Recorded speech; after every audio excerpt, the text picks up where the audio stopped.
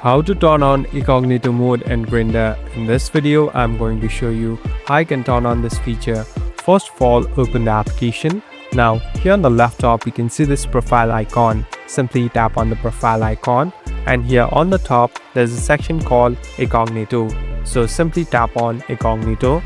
So what does Incognito mean? Basically, this is a way of surfing through the app without anyone letting know. So you can turn this on, but first you must have a premium, so you must be an upgraded version of your account. You can only do this by buying it. So here you can easily buy it by adding your debit or credit card, and it will automatically deduct the amount that is needed, and you'll be able to surf through Incognito mode. Thank you for watching this video. I hope this video will help you.